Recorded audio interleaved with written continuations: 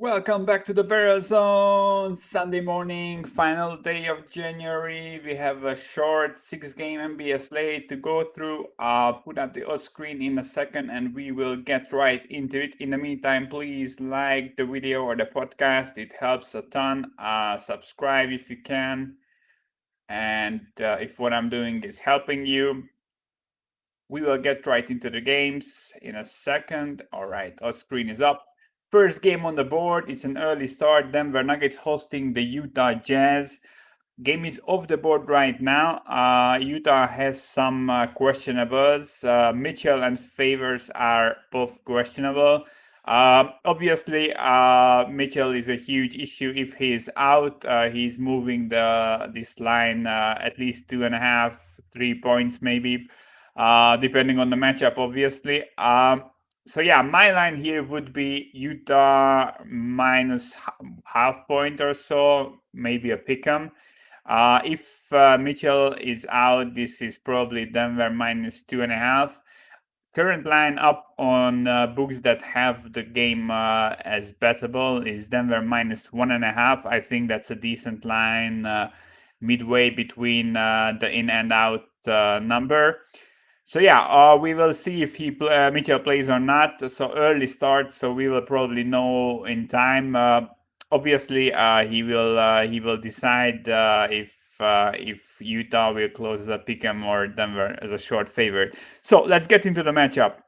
Utah Jazz are right now one of the better teams in the league. They have the best point differential through the whole season and through the last 2 weeks. Also, they are ranking in the top 5 on both sides of the ball. Through the last 2 weeks, plus 21 point differential on average, plus 8 against the closing spreads, which is an insanely good number. I'm trying to buy into the Jazz hype. I think they might have issues in the postseason, but through the regular season, they will be one of the stronger teams. So yeah, Denver, they are ranking 5th in offense, 20th in defense through the season. I was saying that I had some issues with their defense, but they did make improvements. Through the last 2 weeks, they are ranking 15th defensively, which isn't amazing, but I mean, if you are pairing this with one of the top offenses in the league as they have, it's enough. They have a plus 5.4 point differential, plus 3.5 against the spread on average. So yeah, these are two amazing teams. Obviously, you have to give the edge to the Jazz because they are one of the top-ranked defenses in the league, and while Denver is getting better, they are still just league average-ish. Through the whole season, Denver is ranked 21st in points per possession allowed, 25th in in effective field goal percentage. So yeah, small edge to the Jazz. The Jazz also faced a more difficult schedule between these two. They have faced the 14th most difficult schedule. Denver faced the 21st. Denver is also playing a back-to-back here. They are playing Detroit tomorrow. Utah also has a slight rebounding edge, which is something I think you have to mention, especially that this will likely be decided on the boards. So if one team wins the rebounding big, they will probably win the game. Also, Jazz are shooting top 3 amount of 3-pointers in the league, and they are one of the most efficient teams at doing that. Denver is in the bottom half of the league when it comes to 3-point defense. On the other end, Denver's shot selection is also a bit skewed. They are attacking the rim at a really high rate. Almost 40% of their shots come within 4 feet of the rim. Utah is a top 10 defense there. So if we go into the matchup when it comes to the shot selection, it favors Utah. The rebounding favors Utah. Utah faced a better, tougher schedule. They have the better defense, the better rebounding, and they don't have a game tomorrow, which is obviously just I'm mentioning it, but it's not like something huge. So yeah, if Mitchell ends up playing, I'm liking Utah a lot. I would probably bet into this even if I would have to pay a fair price. But based on what we've seen, the market is overvaluing home court a bit for Denver and Utah. Obviously, these are teams playing at elevation. Um, we might see this settle around Denver -1, even if Mitchell is in. And I'm gladly backing the Jazz there. So yeah, I think it's a strong look. Obviously, we want Mitchell to play. If he's out, I would probably need like a +3 to play with Utah. Yeah, but I think we can get there if he gets announced out. So yeah, it's one of the better games on the board, and I like the Jazz. I'm buying into Denver, but I think this is a very bad matchup. I have been backing the Jazz against them multiple times, including the playoffs and early this season as well. So yeah, we are going to just continue riding. I think Utah has like a 11 game or 12 game win streak right now. We are not stopping. All right, second game on the board. Indiana Pacers are hosting the Philadelphia 76ers. Sixers were 2-point favorites when this was pulled. Embiid is questionable for the game, and Pinnacle and the other sharp books pulled the game.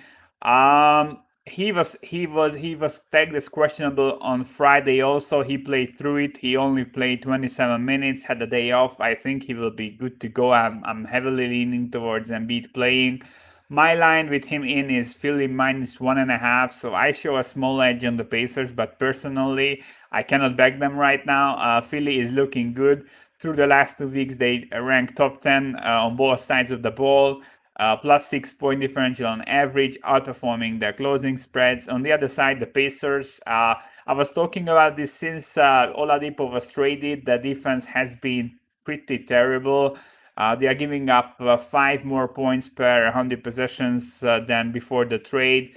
They are underperforming their closing spreads by more than 4 points. The closing, the defense is ranked 22nd in the league through the last 2 weeks, and they have faced an easy schedule. So they played the Hornets twice, the Raptors twice, the Magic, the Mavericks, and none of these teams are like very strong defense offenses. They are like bottom tier offenses. Sorry, and still the Pacers were struggling to stop them defensively, and I think this Sixers defense offense is pretty good when it gets rolling. And I'm always talking about how important to them is the rebounding and throwing the free throws. So we are going to look into that.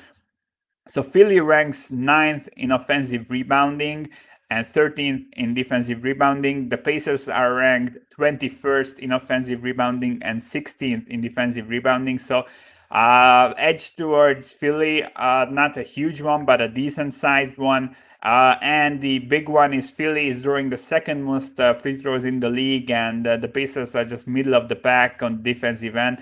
So yeah, the two things I like to check with in every matchup when it comes to a Philly game is the rebounding and the free throws, and both are looking decent here.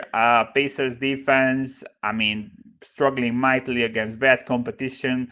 I think Embiid plays. I think Philly wins this. I don't have an edge at -2, and this was leaning towards 2.5 on Penny before they pulled it.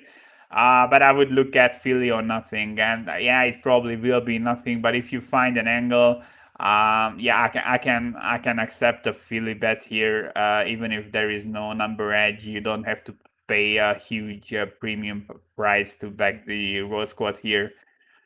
All right, next game. The best defense in the league. The New York Knicks are hosting the second best defense in the league, the LA Clippers. Interesting, I was bashing the Clippers a lot defensively. They haven't been playing their best game to start the season, but through the last 2 weeks, they rank as the second best defense behind the Knicks, which is amazing. So Clippers are laying 8 on the road. They got everyone back besides Beverly. He will be out here, but Paul George and Kawhi are playing. Clippers are firmly in the top 10 on both sides of the ball, and yeah, the defense has been amazing. They are allowing less than 103 points per 100 possessions. Only the Knicks are better at 102.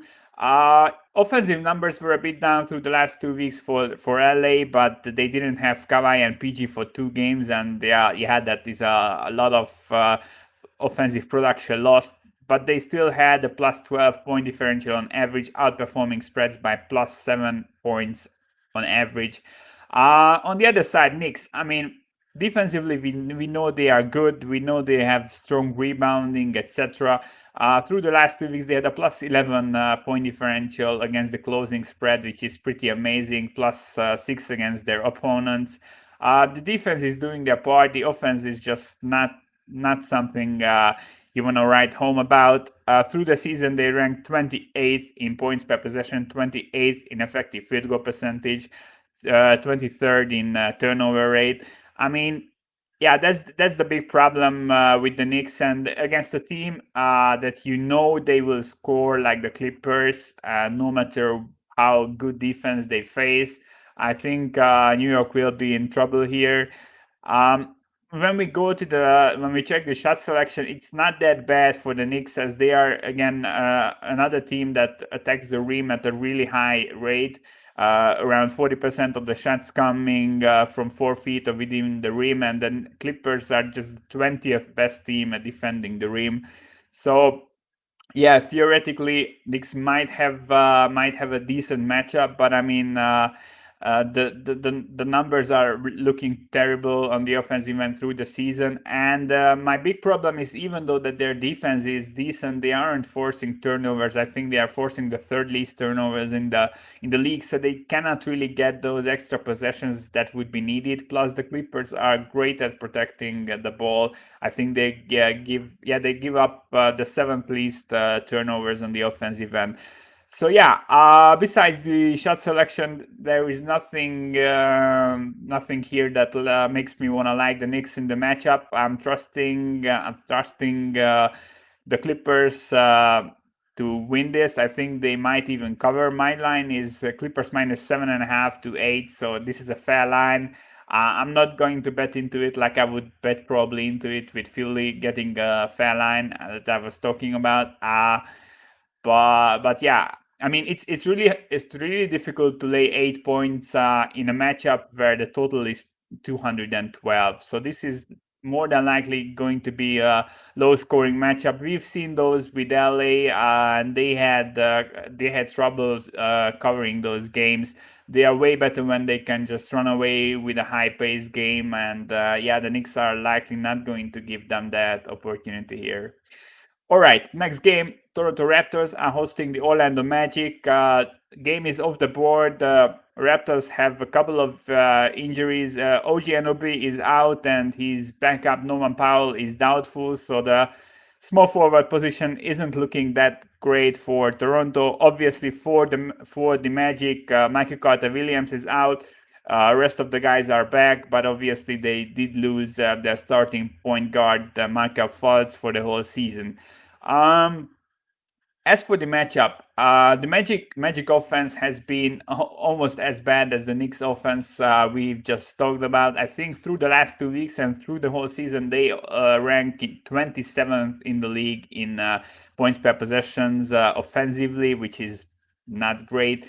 The defense is decent. I rate these defenses, by the way, Raptors and Magic, really close. Small edge towards the Magic through the season and through the recent games also. Orlando has a better rebounding on both sides of the ball by a pretty decent margin. They are top 10-ish in rebounding, both offensively and defensively, while Toronto is 27th defensively, which is not very good. Yeah, I really don't know who to pick here. I think the line is right. I would make this Toronto minus 6.5 if everyone was playing. Basically, we see a 1 point correction due to the injuries. I'm perfectly fine with that. If we look into the shot selection, Orlando, I'm mentioning this a lot. They are shooting the most mid-range jumpers in the league, along with the Spurs. Toronto is only allowing they are allowing the single highest field goal percentage on mid-range jumpers. So yeah, when it comes to the shot selection, this looks pretty decent for the Magic, and they have a rebounding edge. and I'm still not really fond of laying 5-6 points with this Raptors team. When they start to look good, then they have a few underwhelming games. They are really inconsistent, and while I think this is a level of opposition they should be probably beating, I'm not sure they will cover here. On the other side, I mean, the Magic offense is just almost non-existent. But if Vucevic will be able to attack the rim and get those second opportunities, and yeah, if the other guys will hit the shots, I think the Magic have a real good shot at covering this. Again, Raptors are a team I like to back as dogs, or in close pick'em games where it lines up well for them, but they aren't really a good favorite to back. Line is right. I would probably lean towards the Magic here, but I think the improvements from Toronto are real. They just really don't have the talent this season on the offensive end, unless they make a trade for a true scorer who will elevate them to the next level. Next game, Washington Wizards hosting the Brooklyn Nets. Brooklyn Nets are 9-point favorites. My line here is 7.5. So we are asked to pay some extra with the Brooklyn Nets, but I'm going to get into the matchup, and I think this asking price is suddenly becoming really fair when you see who they're playing and how the Wizards have performed in the last few weeks. So Harden is questionable for Brooklyn. He has been playing 40 minutes on average since joining them. Obviously, him out would be a small hit, but we've seen that if one of the big three is sitting in the games, the spreads don't really move. They move like 1.5 points. As I mean, the extra possessions go to the other top guys on the team, and there isn't a huge hit on a per game basis to the performance of the Nets, even if some big name sits out. So Washington won the last game 20 days ago. Obviously, they had the huge COVID break, like they were out for 10 days or so, 11. But since coming back, they are 0-4. They have lost by 20, 19, 18, and 16 points. So 16 points was the smallest margin of defeat. And Brooklyn started to roll. I was talking about their defense not being good enough, but now the offense just got to a level where they are simply outshooting the opponents by enough that it shows in the point differential. As I said, through the first like 10 days when the big three got put together, they had like a +1 point differential. Now it's closer to +5. So yeah, the offense has the fourth highest point per possession, first in effective field goal percentage. They are fourth in free throw rate. On the other end, Washington's defense allowing the fifth highest points per possession, third highest effective field goal percentage, second highest free throw rate. So yeah, Wizards defense terrible. Offense is the worst in the league right now. In the last 4 games since they returned from the break, they are putting up 99 points per 100 possessions, by far the worst in the league. So yeah, if you are modeling NBA, I think you are probably around between 6 and 8 points here when it comes to the spread. You won't get to 9. This 9 is a product of the Nets being a hype team and the Wizards just losing by basically 18 on average in the last few weeks. Yeah, I think if Harden sits value is on the Wizards, they will put it together sooner than later, I think. They won't be this trash. They have multiple. They have almost everyone back right now. So Hachimura is back.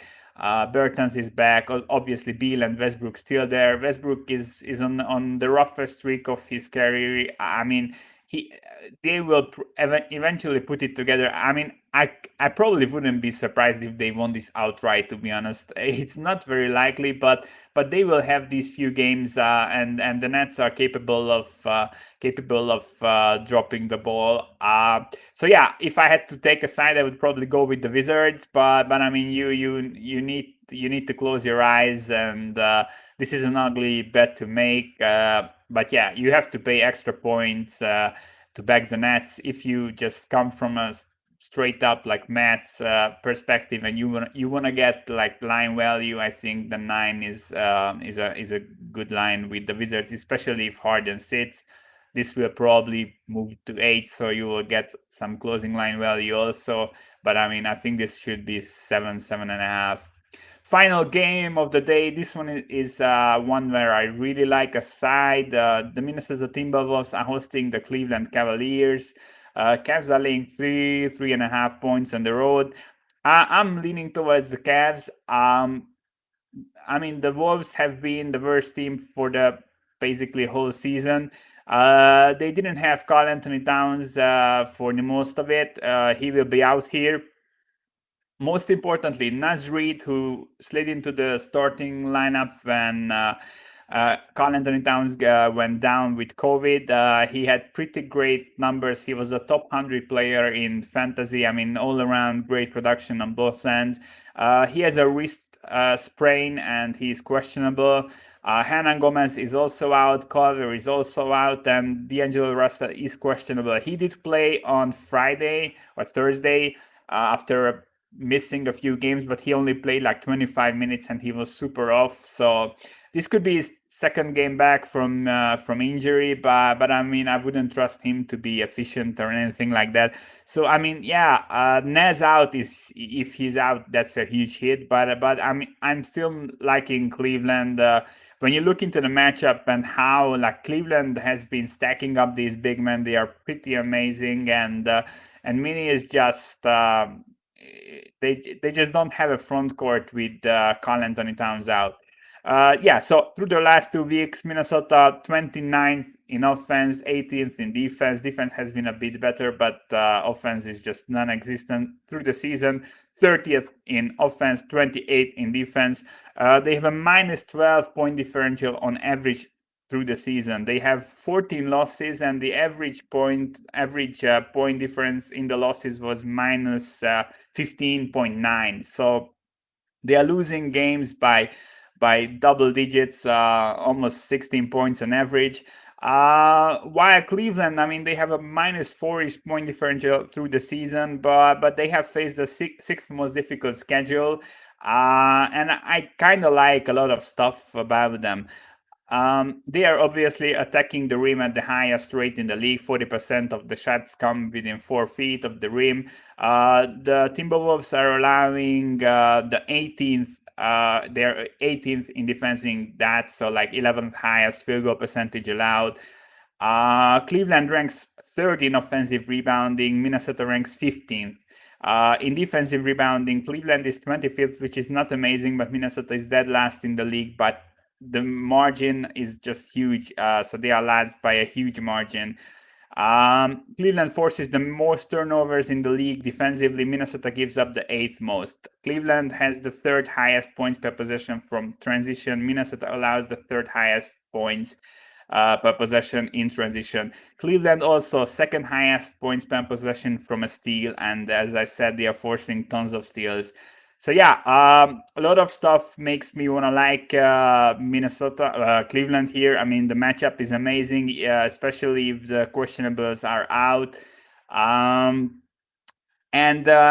mean, Minnesota is just they are trying to attack the rim, but they cannot really do it without Karl Anthony Towns. And Cleveland is allowing the 3rd lowest field goal percentage from the paint to start with. So I mean, everything just sets up great here.